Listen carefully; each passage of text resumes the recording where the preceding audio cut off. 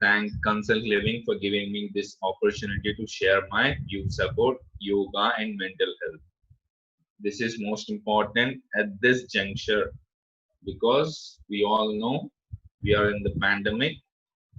All of us are uncertain what is going to happen in the future.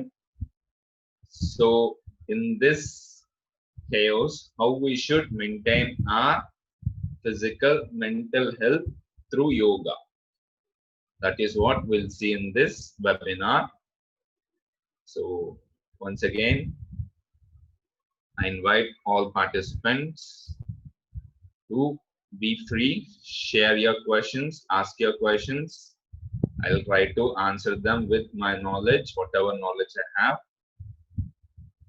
So, without any delay, I welcome you all for this webinar.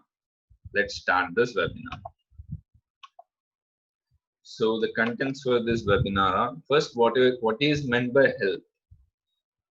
Is absence of disease health, or is there something more about it? That will look. And what is meant by mental health? That is also we're going to see according to WHO what is meant by mental health. And what are the causes for the mental illness? Is it fiber, or is it genetic, or is it because of environment, or is it because of your situation? Like there might be some stress, post-traumatic stress disorder, just like some you might experience some of the natural disaster. Post that natural disaster, how you are behaving, or that disaster has induced any stress in you.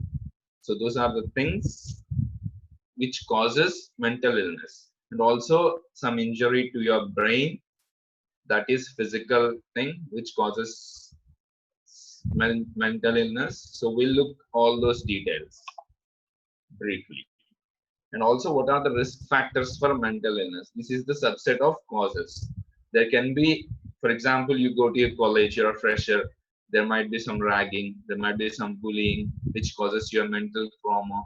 And these are some of the risk factors which causes or which are the stepping stones for mental illness. They may not cause you immediately, but facing them over a long period of time might induce a mental illness. So we'll look about the risk factors, and then we'll talk about what is yoga and how yoga views health and well-being, and then how we can use yoga as a tool to combat mental illness. So that is the things for the session. So first we'll talk about what is health. So health, according to World Health Organization, health is a state of complete physical, mental, and social well-being. And it is not merely the absence of disease. So the important thing is, if you don't have disease, you are not healthy. You should be physically, mentally, and socially fit, and also you should have well-being and happiness. And you should function 100%. That is what WHO defines health as. Next, mental health according to WHO. So now we'll come back to our topic, mental health. So the mental health is a state of well-being, again the same thing, in which an individual realizes his or her own abilities and can cope with normal stresses of life. This is very important. Each and every one of us have some sort of stress in our life. We cannot eliminate stress completely, but how quickly you can cope with them, that is important. Also, these are normal stresses, like you might have traffic hassles or daily hassles, so which you need to face them. Or they can be some traumatic stresses like death of loved one, etc. So those are different. These are just normal stresses where you can cope with them, and by coping with them you can increase your productivity and make contributions to your family, society, community, and nation. So that is what mental health according to WHO. Next, peak mental health is about not only avoiding active conditions but also looking after ongoing wellness and happiness. So we may think that, okay, I'm not feeling well today, my mood is not well today, So you might get those situations in your day-to-day life. Yes or no? When you have a long period of working, or when you have an exam, you just study for full day with little sleep. How would you feel? You would feel stressed and burnout with little psychosomatic problems like headache or muscle pains. Yes or no? So mental health is not just avoiding the normal stresses, but it is also looking after ongoing wellness and happiness. So at any point of time in your life, are you happy or not with your life? Are you functioning 100% or not? That is important aspect, because most of the time we just compromise ourselves.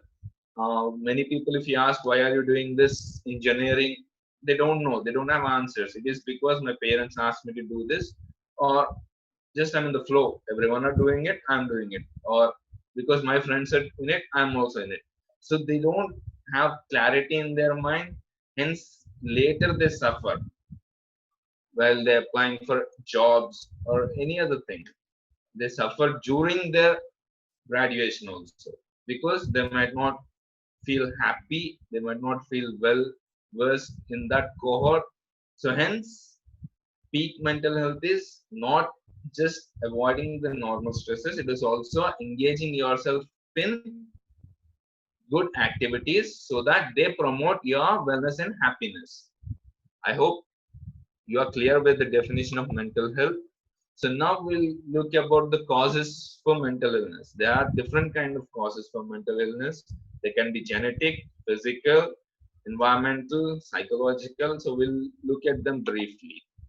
So mental illness in general are thought to be caused by a variety of genetic and environmental factors. So genetic factors can be running around the families from ages. Environmental factors can be because of, like, when the mother is in when the baby is in the mother's womb, at that time the mother is facing some kind of exploitation physically, like using alcohol or cigarettes, drugs, or she might be in mental trauma, emotional trauma, where she's not getting enough support, or she might be not getting enough nutrition. That might also cause for genetic disorder. And then environmental factors can be just like I've given you the example of bullying in the schools and colleges, or also when the person is suffering with malnutrition. Those all factors come under environmental factors. So some of the inherited traits. Mental illness is more common in people whose blood relatives also have mental illness. That is what we told about genetic causes. Because certain genes have that tendency to cause mental illness. So certain genes may increase your risk of developing a mental illness, and your life situation may trigger it. Like you might have, every one of us have 99% same genes in all of us. But some of the life situation might trigger those dormant genes, and once that genes get triggered, you might experience mental illness. So that is also one of the important concept, because we may see when they're young, when they're children, people might be happy, healthy, etc. But once they come into midlife, or they call it midlife crisis, so they may get into mental illness like anxiety, OCD, depression, eating disorder, phobias. There are a number of mental illness. So we'll see them. So we'll continue the causes of mental illness. So the environmental exposures, as I've already discussed before, exposure to environmental stresses such as inflammatory conditions, toxins, alcohols. So some of the people might be born with some inflammatory disorders like arthritis, asthma, etc. Severe cases. So there the body produces inflammation. So in order to suppress this inflammation, the brain sends the signals to the endocrine system. So in that way, your endocrine system overworks, and it may cause mental illness like forgetfulness and Parkinson's disease, etc. And also some of the toxins you may take, like recently in Vizag, there was a there's a major fire accident that has happened in LG polymers, and people have inhaled toxin air. So we don't know what the effect what the results of that cause might be. So hence, we should be careful. Some of the toxin might impair our brain function, and it results in mental illness. And also taking alcohol or drugs, because when the person take alcohol, you can see with their behavior, they change the way they talk, the way they walk. So everything gets changed. So the main impact is on our brain. It stimulates our brain, and hence, if you are dependent on alcohol, surely you're going to experience many kind of diseases with respect to your brain and mental health. And also drugs are those things which when you take, they give you the momentary pleasure, the momentary highness. So hence, it will also lead you for the degradation of the brain. The brain works with synapses and all. It's a complex thing. So once when you induce those drugs, etc., it you the dopamine produces for those drugs, hence it seeks each and every time. So each and every time when you take drug, it impairs your normal brain function and results in many number of both physical and psychological diseases. And also, as I already discussed about this while in the womb, can sometimes be linked to mental illness also. So when a baby is in the womb, when mother is experiencing stress, it can be physical, psychological. It may also lead to some of the mental illness.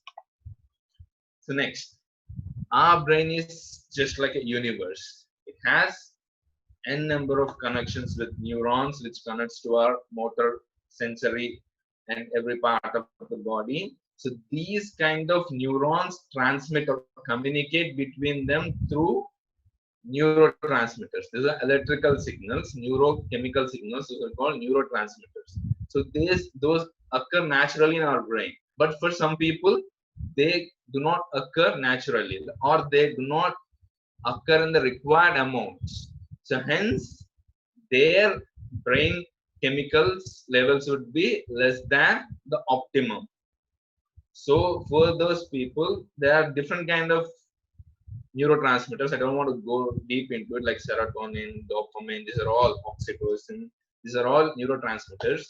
So when our neural networks or chemicals are not producing them enough, then the communication will be impaired, and these may cause anxiety, depression, or emotional disorders.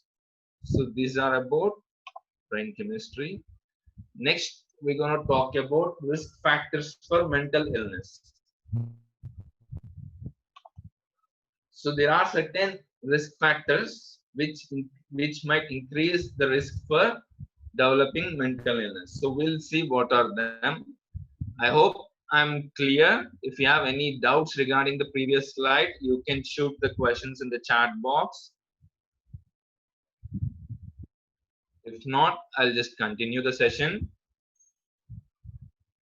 Feel free to ask the questions, because we all are undergoing some kind of stress in our life at this point of life.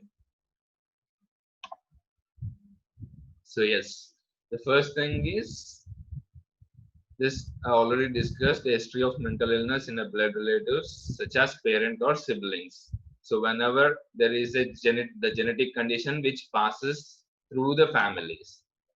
Second is stressful life situations. There are some might be positive stress, negative stress also. The positive stress might be like when you're promoted. When you're promoted and you feel that you're not worth enough for that promotion, that is called imposter syndrome.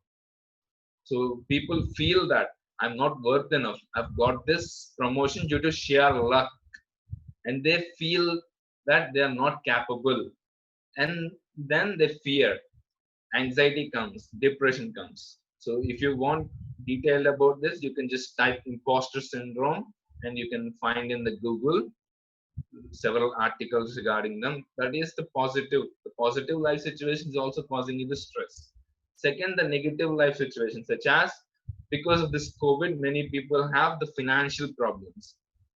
So that is also induces a stress, anxiety first, and then the anxiety turns into depression and loss of loved one or death or divorce. Those are can be cope efficiently, but if you don't have enough coping mechanism like the support, if you don't have, nowadays we are living in a nuclear families. Earlier days we used to live in a joint family where we can cope well because we have a strong support system. Hence the mental illness is less. There used to be mental illness, but this kind of mental illness is less because nowadays mental illness is an epidemic itself. Each and every one of us are going to experience stress, anxiety at any point in our life. Yes or no? So in olden days we used to have the support system where we can share with our cousins or with our friends, with our relatives, etc. But nowadays we are in a nuclear family where we are addicted to digital devices, and hence we don't have those time nor the skills where we need to express ourselves. That is why we see a lot of people are going into extreme steps like suicide, etc. So those can be avoided if you are willing to talk, and if you share your feelings, if you share your cognitive thinking, what you are thinking, and is your thinking wrong or you are getting bad thoughts. So if you need help, you can take the help of the psychologist. And also the consult living is offering wide range of psychological services and yoga services also. You can just look into the website and feel free if you feel that you are facing some sort of crisis, then feel free to talk with your relatives, friends, or take the professional help. Okay. Next, there can be an ongoing chronic medical conditions such as diabetes. For example, a person who is quite healthy, who do workout every day, and still he may suffer with diabetes because it runs in families, or he may get diagnosed with blood pressure. So those kind of condition will trigger an anxiety stress. Why is this for me? I eat healthy food, I do exercise daily, but still why did I get this? And then they think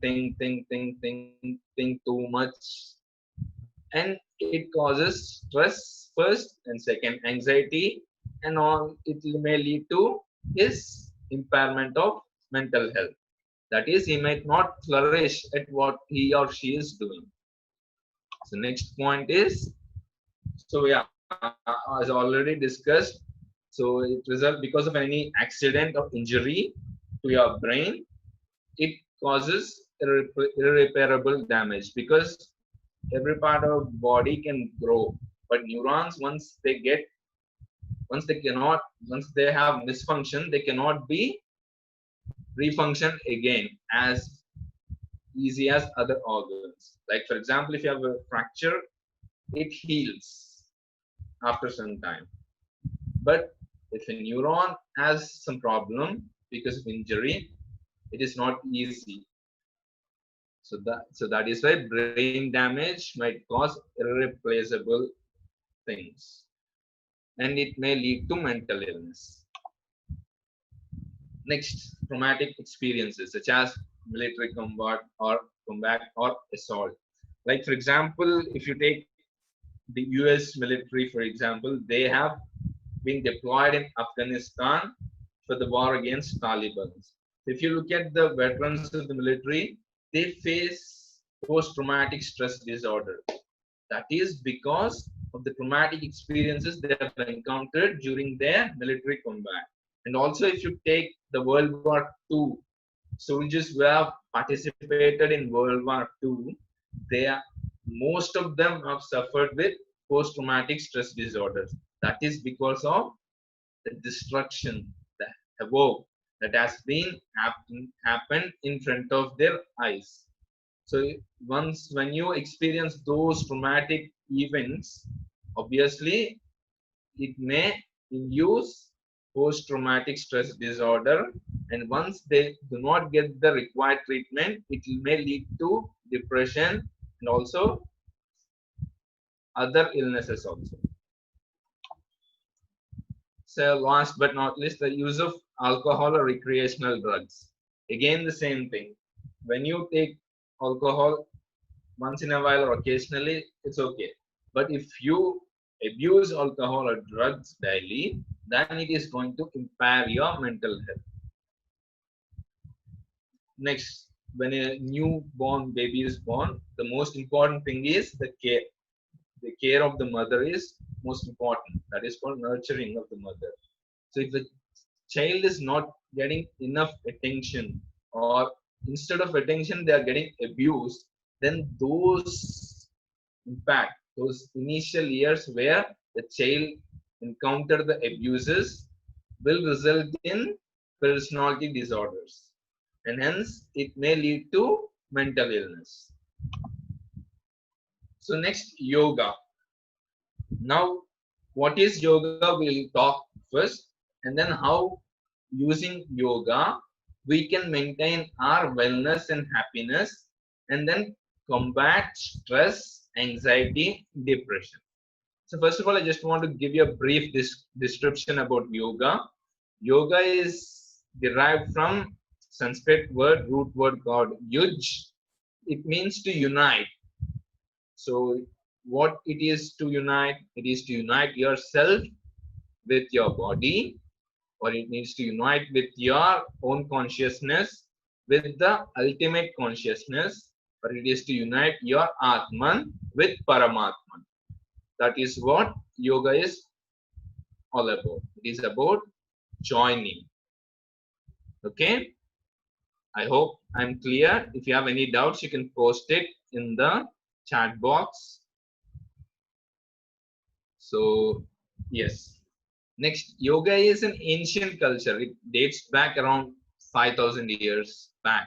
Like, if you look into Indus Valley civilization, you can find the relics where some persons are performing yogic postures, etc.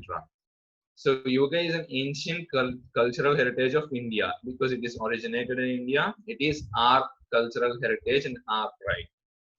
And where it doesn't exclude, like, physical health is different, mental health is different. It does not exclude everything. It is an inclusive, holistic thing where it takes care of your physical health, takes care of your mental health, and also it makes sure that you are in a right frame of mind in every situation, irrespective of external situations. So here, so yoga is a continuum of human nature and not mere state. It is not just I'm doing yoga now, I'm doing asana. That is not just yoga. It is a part of yoga. I'm doing pranayama. No, this is just a part of yoga. So yoga is a way of life. So that is what it describes here. So it is not just a state, but it is a continuum of human nature. You should imbibe in yourself the yoga. And that is how you become a yogi. Not just performing a difficult pose like headstand or peacock pose. That doesn't tag you as a yogi. But when you live a life with equanimity, irrespective of external situations, then you can be considered as a yogi. So now I'm going to tell you there is a yogic text called Hatha Yoga Pradipika. So it is considered as one of the classical texts. So in that, Yogi Swatma Ram has described who should perform yoga, or what is the benefit of performing the yoga. That is, one who tirelessly practices yoga attains success, irrespective of whether they are young, old, diseased, or weak.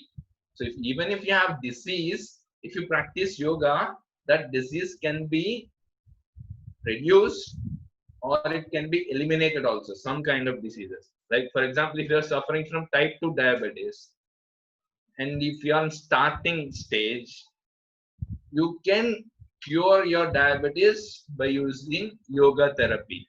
Some of the asanas, by practicing asanas, kriyas, pranayama and meditation, you can stimulate your pancreas, and hence you can reduce the diabetes. But whereas once it reaches the peak, like if you need to take insulin, etc., then yoga might not help you to cure, but it might help you to maintain that state. Like it may not, you may not use the higher dosages. So yoga also helps you to maintain that state. So yoga can be performed by young, old, diseased or weak. Every person can benefit out of yoga. So next, one of the important concept of yoga and well-being, how yoga sees well-being. So before going into that well-being, we need to discuss about, we have the panchakoshas and also three shariras. We have three shariras, that is Stula, Sukshma and Karana. So yoga conceptualized the human being as a multi-layered consciousness being. Whereas if you consider allopathy, it considers only the physical aspect. For example, if you feel that I have a stomach ache, you may go to gastroenterologist. Yes or no? If you are suffering from the cold and cough, then you may go to ENT. That is, it has divided into each and every part, like for the nerves and all, neurology, for the abdomen and all, gastroenterology.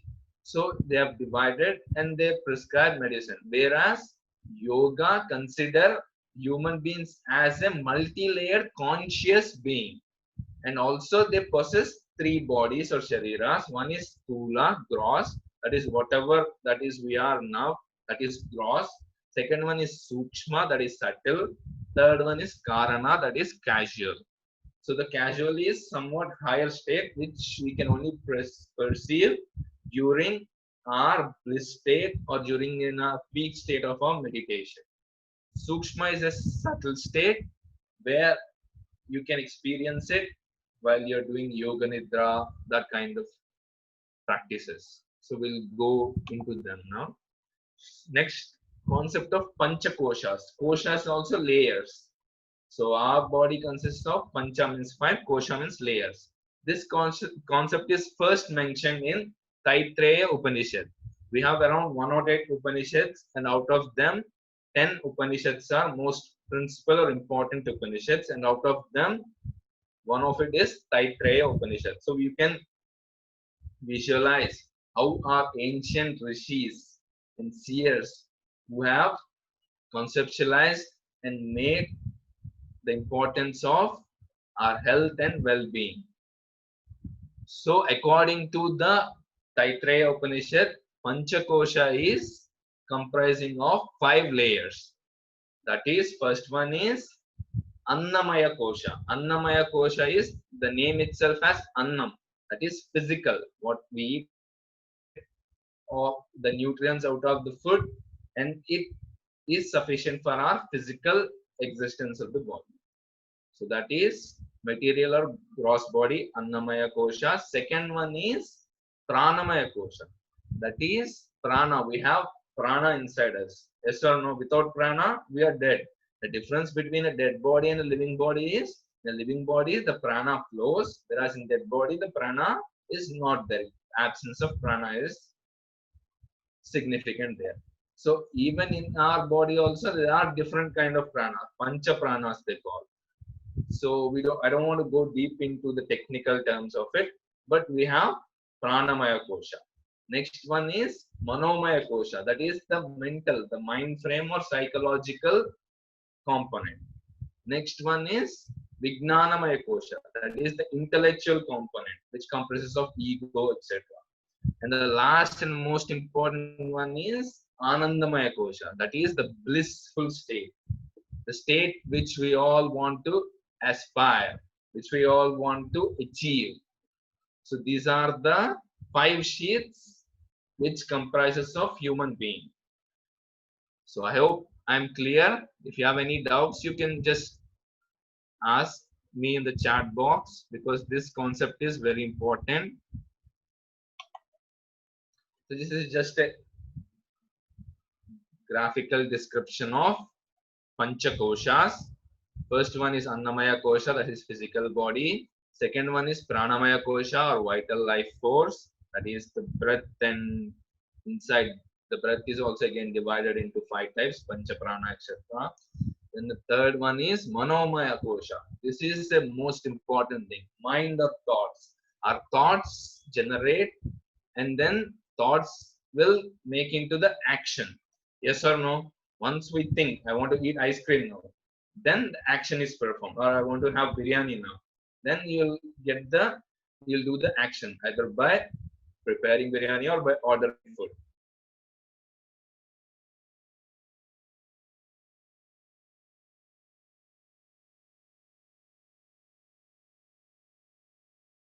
Jnanamaya Kosha, that is intellect or wisdom.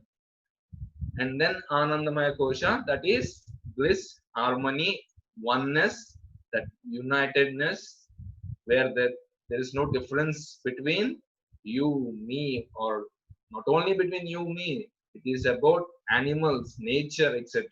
You're one with everything. That is what Anandamaya Kosha is.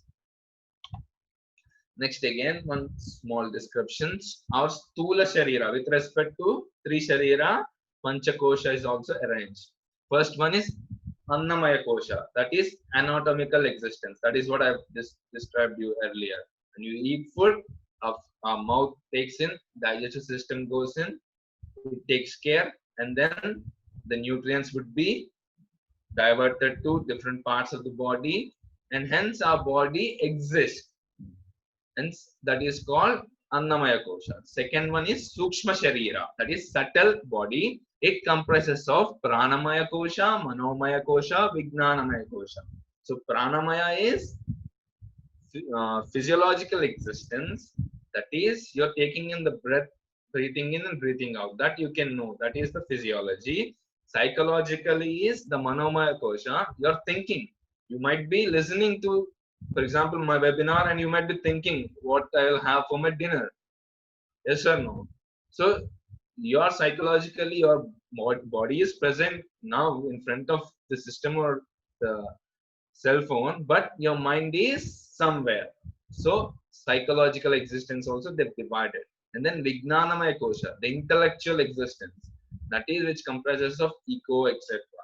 And then the Karana Sharira, this is Anandamaya Kosha. That is why I told you Karana Sharira is the casual body. We cannot experience it in day-to-day life. It can be experienced only when you're performing meditation or when you're performing Karma Yoga, where you feel that you're one with everyone. That oneness, that universal existence, which can be experienced, is called Anandamaya Kosha, and which can be experienced in Karana Sharira. And also you can read in some of the books like Astral Body. The Sukshma Sharira is Astral Body. Right? You can, for example, if you've watched the movie called Taxi Wala, where the psychologists do the experiment with astral body, that is what they consider, but that is not scientific, to be honest. But this is according to yogic way, this is perceived as like this. So I hope I'm clear with Panchakoshas and Tri Sharira. If you have any doubts, you can ask now. This is also another description, just the human is sitting, and there are 5 layers, which they're not physical layers. You cannot feel them except Annamaya Kosha, that is the physical body, and little part of Pranamaya Kosha. Whereas Manomaya Kosha, can you show the thought? No, right? Can you show your intellect? It can be shown through your action, but not through a physical entity.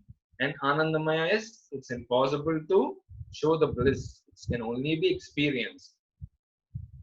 So I hope I'm clear with this concepts. So if you have any doubts, you can ask, or shall I move forward? At least say that. Can I move forward? Yes or no? Because I need your interaction. Because without interaction, if I just go like one way thing, then it might not be useful to you, because the utility should be for you. We are doing this webinars to enhance your health and well-being. So can I move? Okay, so now we're coming into the yogic view of health and well-being. So before we have discussed the technicality, what are how yoga views a human being. So now how yoga views health and well-being, those we're going to discuss. So what is the goal of yoga? The goal of yoga is to reach the oneness, or to remove the sufferings or pain. That is one of the goal of yoga. But generally what people perceive is the goal of yoga is to for weight loss or for being in a good health or good shape. Those are not ultimate goals. Those are just like a branches of a tree. Those are just visible things. But if you perceive them as the goal, then that is wrong notation. The central theme of yoga is golden mean. You know, right? Mean, median, mode. The mean is the middle path. That is the average. So that is golden mean means that is very important thing, because we always be in either one extreme or other extreme. Will be always be happy. We want to be in happiness, or because of the situation will be in sadness. Whereas yoga tells you to be equal in every situation. That is, take the middle path. That is, be moderate, so that your body can be homeostatically balanced, your mind can be balanced, and you can take informed decisions. That is what the main goal of yoga is. So proper practices in living of the yogic principles produces an inner balance that gives stability and calmness even in the midst of chaos. So that is the main goal of yoga. The main goal of yoga is not weight loss or improvement of physical health. Those are just side benefits. But the main important thing of yoga is to stay calm. That is what in Bhagavad Gita, Sri Krishna tells Arjuna that Samatvam Yoga Uchyate. Equanimity is yoga. So that is one of the definition of yoga, where you need to be stable, both physically, psychologically, mentally, even in the external situation. So you all know that Arjuna is a very good shooter. He is best at that time. So even he is best at that time. When the situation arises, that is when the battle arises, he feels dejected and he cannot fight. So we all might be very good in our own thing. Like for example, you might be topper in your college, but once when you go to the work environment, that is entirely different. And how you can manage and how you can manage the stressors and how you can perform well, that is an important thing. Yes or no? So in order to give you that stability in your entire life, yoga is a tool. So by following yoga, you can, I can safely say that you can almost avoid most of the mental illnesses that are being experienced by many people because of rapid urbanization or the digitalization or whatever you call. Because of this fast-paced culture, we are experiencing many conflicts in us and also with our parents, friends, etc. So in those chaotic situations, if you are stable, then the person who is stable is called sthiti prajna. That is also mentioned in Bhagavad Gita. So again, continuing this. Yoga aims at enabling the individual to attain and maintain a dynamic sukhasthanam. So that is what we have discussed. So sukhasthanam means stability in the dynamic world. So this may also be understood as a perfect state of health wherein physical homeostasis. Homeostasis means we should have normal temperature, normal functioning of our heart rate, respiratory system, etc. Where our body is in a stable position. That is called homeostasis in a scientific or in a medical term, and a mental equanimity, that is irrespective of the outcomes. So if you perform karma yoga by only focusing on the work you have without bothering about the results, then the mental equanimity occurs. Otherwise, I am doing this work and I should get the result. But today's generation, what is happening is they want quick results. They're not waiting for enough time also. They're not putting enough efforts. They're not putting enough time, but they want instant results. That is why we have instant noodles and all coming up. 2 minutes noodles, 2 minutes weight loss, 1 week weight loss. So if you want instant results, you are not going to get that equanimity. Equanimity only occurs when you practice constantly, daily, for a quite number of months or years. Then only you can acquire that equanimity state. And also by having both physical and mental equanimity, you are going to have a balanced and healthy harmony with yourself and also with your society and your surroundings. If you are unhealthy, you can't contribute your 100%, right? So hence, being healthy, both physical and mentally, is very important. So next, qualities of mentally healthy person according to Bhagavad Gita. That is what I told you. Sthiti Pragnana. That is, who is mentally healthy person, irrespective of the external situations. So because we may get angered because of external situation. For example, you're going in a road, the traffic, someone comes in a wrong road. We may shout at them, or we may do a number of things. Anger is just like something which hampers our relationships and also destroys ourselves. So you should try to calm yourself. How you can calm yourself? By practicing pranayama and meditation. Those are the two techniques. By using them, you can calm yourself. So these are some of the Bhagavad Gita statements I just showing you. So you should be, they are called dvandvas, that is dualities. Sukha, dukkha, sitoshna, raga, dvesha. These are all called dvandvas. Either you will go into one extreme or you come into other extreme. That is why in Bhagavad Gita says, beyond passion, fear and anger, devoid of possessiveness and egoism, firm in understanding and confusion, engaged in doing good to all creatures, friendly and compassionate to all, pure-hearted and skillful without expectation. This comes under Karma Yoga. That is, you should be skillful with whatever you are performing. You should give your 100% to it, and you should not expect anything. You should give the result to higher power.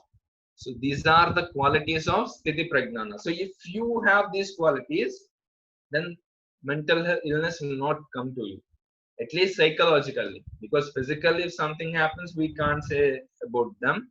But psychologically, external situations cannot do anything to you. So I hope I'm clear.